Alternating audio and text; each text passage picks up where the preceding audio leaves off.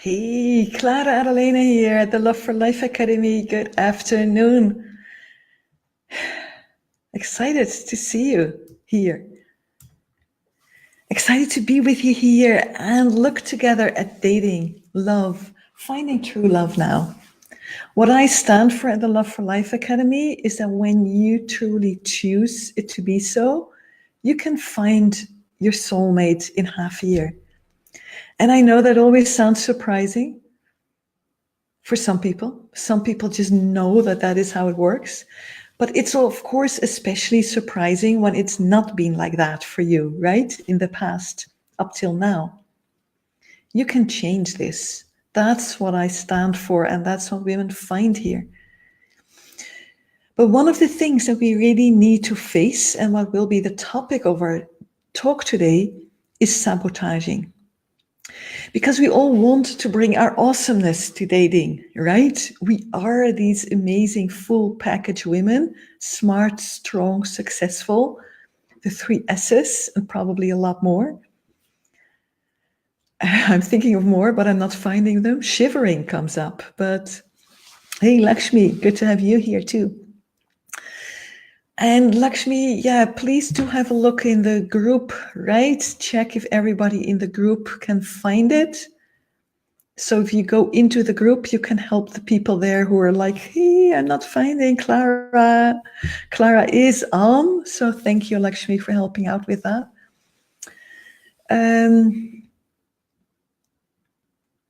Ta-ta.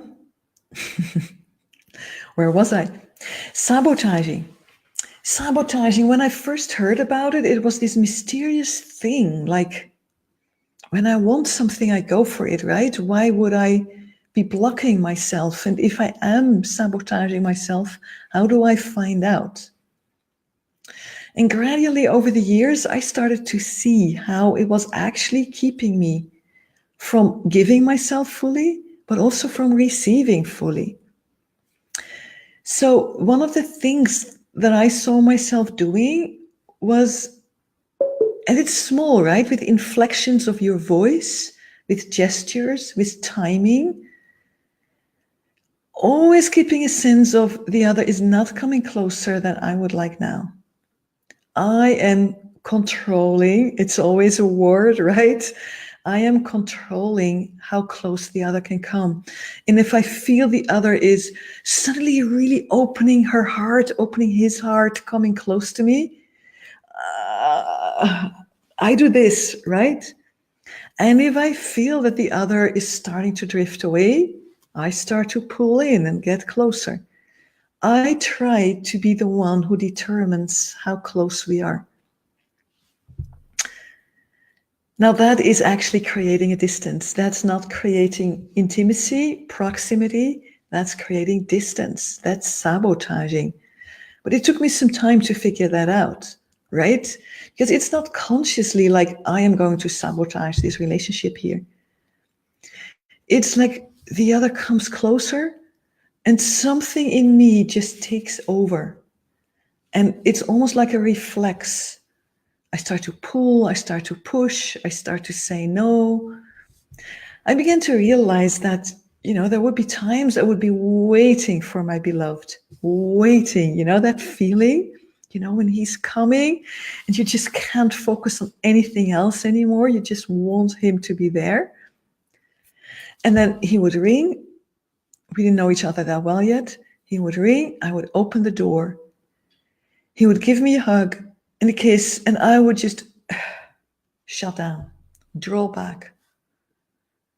And I was like, what is going on? I've been waiting for you. You couldn't have come too early. And now you're here. It's like, it's too fast, too quick. That is what is happening here. And that's probably happening for a lot more of you. And good to see a lot of you here. By the way, do share, right? If you recognize what I'm sharing, write it in a comment. If you have questions about it, write it in a comment. We're here to make it interactive. Klara, Adalena at the Love for Life Academy on sabotaging in dating and love. So I realized that something in me took over when the other came too close too quick, even if my conscious mind wanted it. Now that's interesting, right? And several things have helped me to really understand it, but I think I really, really got it when I realized that the brain has different parts. And the amygdala is the part somewhere in the middle, but not right in the front, more inward. The amygdala is the part that creates stress responses: fight, flight, freeze. It's very effective at what it does, but it's very limited. The amygdala is good at saying, oh, wait a moment, there's a tiger here right in front of us. We need to do something now. Forget all your thoughts about yesterday. Forget all your dreams about kisses and hugs and your worries about money coming in or not coming in. We need to take action now, right? That's what the amygdala does. And it's good at that. It shuts off, listen, it shuts off everything else. And it just takes over. Now that's very efficient and beautiful and meaningful when you're literally standing in front of a tiger who's ready to attack. But the interesting thing is, once this amygdala starts responding to tigers, it could also respond to a smaller tiger, to a cat, to a mouse, right? The amygdala is good at shutting off everything. What it also shuts off is your ability to really distinguish what exactly is there standing in front of me. Isn't that interesting? There's no time for that. It just shuts off the whole thing. My dog is always a beautiful example. He barks when somebody rings the doorbell, which is appropriate, right? Our house, our territory. Klara, do you hear it? I will make sure you hear it. That's the amygdala.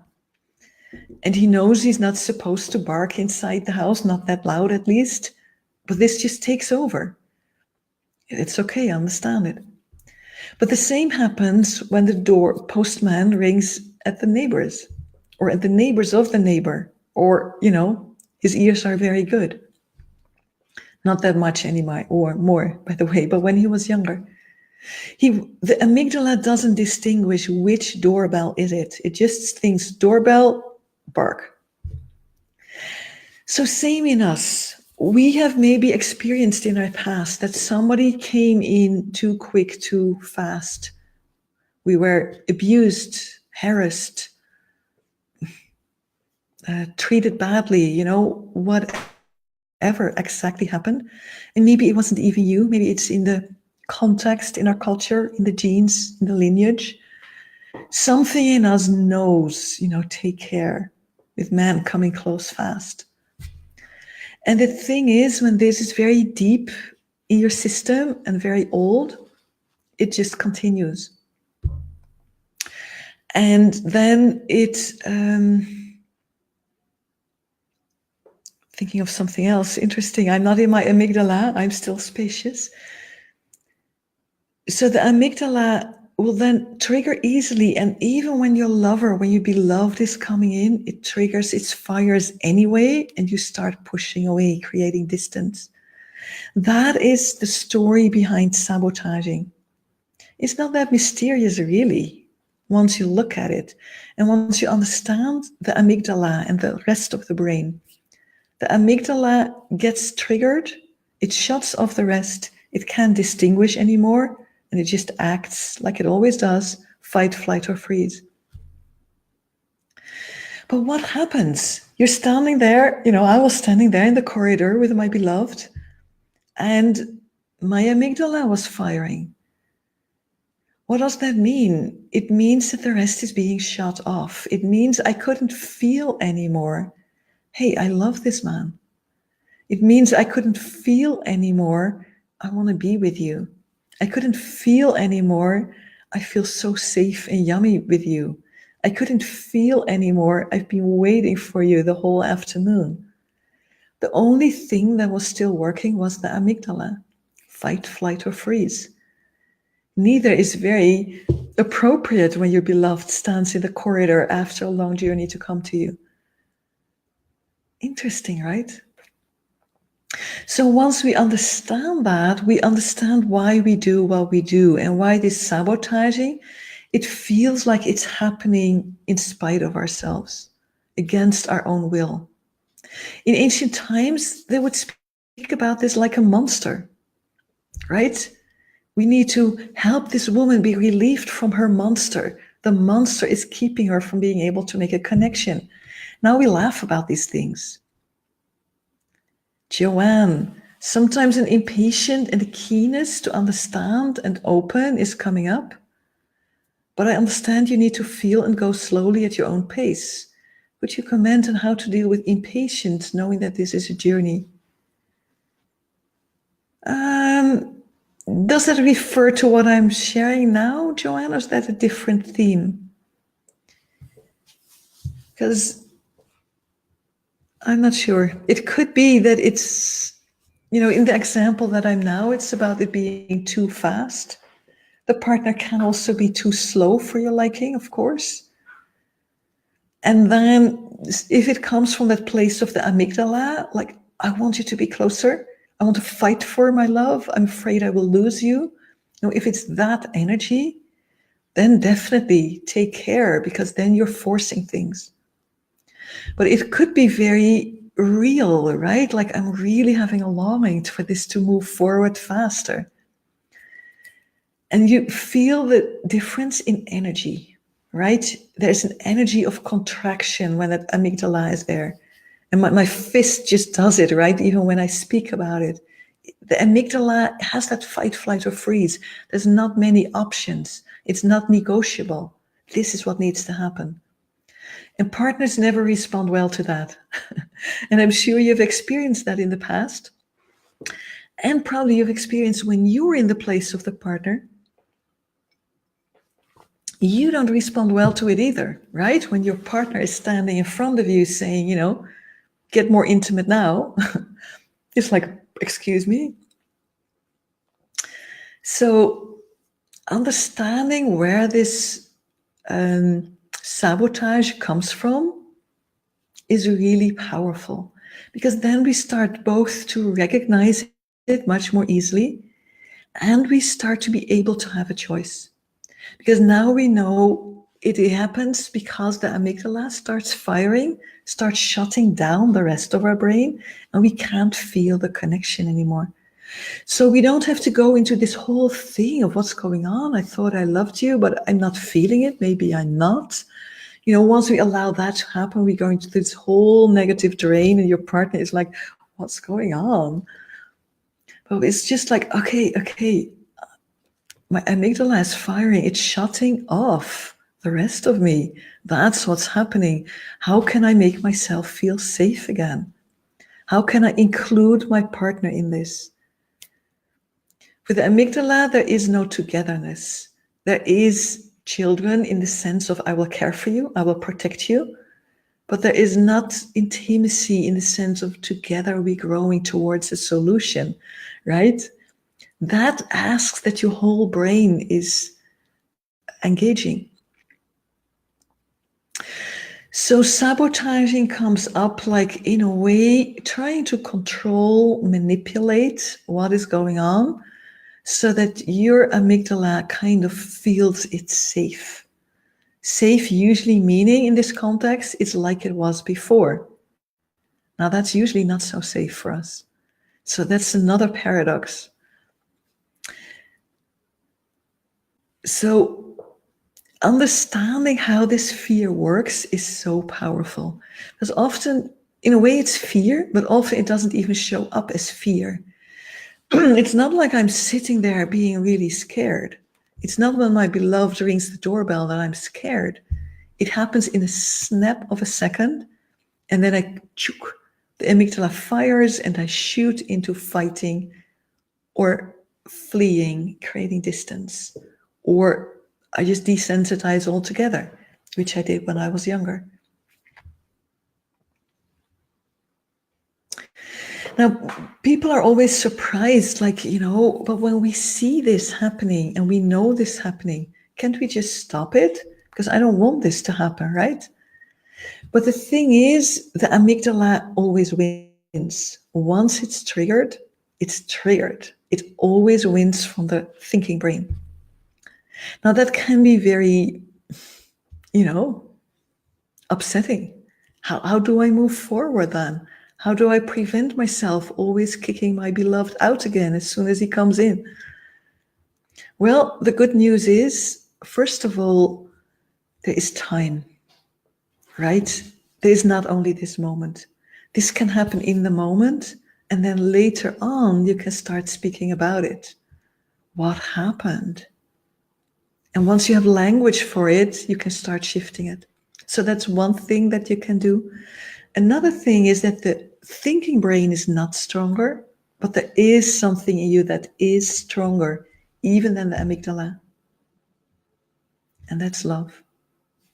That's the divine. That's divine love. Think of a mother birthing a baby. Everything in her hurts, everything in her wants to contract. And what does the vroedvrouw, what's that in English? The birthing lady, don't know the name. What does she say? Relax. And you can do it even if it's totally against the amygdala. You cannot do it from your thinking brain, but you can do it from love. Love for the baby that's coming. This is an initiation experience. It's an incredible experience when you feel that shift, that something in you is stronger, that love is stronger. It's so beautiful when a mother gets the experience of how strong this love is. But we can experience this also in daily life, in situations like this, when we are truly rooted to our divine source, and that same beloved comes and rings the doorbell and takes us in that same hug, we're not triggered in the same way when we're truly rooted in our sacred feminine power. And that may sound crazy, but I've experienced it again and again and again, and probably you have too. Probably you've noticed sometimes I get triggered, sometimes I don't. It has something to do with the space that I am in. When I'm already a bit, or have allowed myself to get too anxious about he's coming, then I'm not anymore in my secret roots. And then I get thrown. But when I truly am here, feeling strong in myself, then I just love it when my partner really comes fast and hugs me, right? So that's about sabotage and about how you deal with it. Let me just check if there was something more I wanted to say about this. No, I think that's the main thing. Once you get this, it makes all the difference. This amygdala, we can almost live our whole lives from that place. And we almost forget that we are anything else, except in sacred moments. And then we have no clue how to create more of those sacred moments. When you want to date, you want to get a hold on this sabotaging system because it can prevent anything from happening. And unfortunately, many of us know it. And it will trigger often even before you attract somebody. This is interesting. So it will even prevent you attracting the right people. Sad, right? Meaning, when you never attract your soulmate, you're always compromising from day one, from kiss one. And guess what? When you're compromising from the start, you build up resentment. It doesn't go well. So we need to really start to recognize in ourselves that energy of the amygdala, of being triggered, of fight, flight, freeze, of sabotaging. We need to start recognizing that energy. We need to start really developing our own feminine source, our sacred feminine source, which is stronger, so that we can act differently, so that we get a choice. And we need to train ourselves and get support to also do that in the vicinity of our beloved, because then we're triggered even more than when we're alone. So what, in my experience, this is a beautiful journey, but it's not one you can do on your own. Because once you're in that amygdala, you're in it and the rest is gone and you're not even aware of it anymore. So a mentor is a key figure, sisterhood too. Sisters, mentor, safe figures that you trust and who can see what is going on and who have a language to give you that feedback. So if you want to know more about sabotaging and whether you're sabotaging and how to move beyond and how to stop the sabotaging, stopping you from going into a loving relationship, reach out, right? At the moment, I'm still offering free sessions for that. Now, if you hear this later, it might already have been changed. I'm going to change that because women get so much value out of those talks with me. You know, this is an opportunity to really shift your love life. KlaraAdalena.com/apply. Klara with a K, my name. KlaraAdalena.com/apply. I love doing those talks. It's always exciting. Who am I going to meet? What sabotaging patterns are there in the space? Can we get clear on them together? And there's always magic that happens and transformation that happens. And, you know, everybody who's worked with me and really solved all of this and went beyond sabotaging to finding their partner, it all began with having this talk with me. So it's an amazing opportunity. There's no obligations.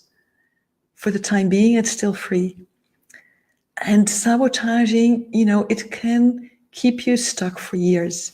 When I began this work, I started to ask myself, why do some women stay stuck for 5, 10, even 20 years? When in their jobs, they don't allow themselves to stay stuck for half a year, and justly so. Why do they allow it to happen in their personal life? Maybe for you. Maybe you've been single now for way longer than you had planned or hoped. Why did you allow this? Well, the answer is sabotage. The amygdala is taking over way more often than you think. And if you want to see how that works for you, book that call. KlaraAdalena.com/apply. And when you look at it how, I only speak to people who are also committed to change it. Not like an intellectual, oh my, interesting, this is how I do it, but this is how I do it, and now I'm going to change it because I want love. Love is the most fulfilling thing in life. Just as water. Let me just check. I see there's more comments, but I'm not seeing them. 4 reactions, see all. Just likes. Thank you all. Nashwa, great that you found me. Good for you. So everyone, thank you for listening. KlaraAdalena.com/apply. It's still free. It's an amazing opportunity. And sabotaging does not need to hold anyone back anymore. Thank you. Aloha and have an awesome day.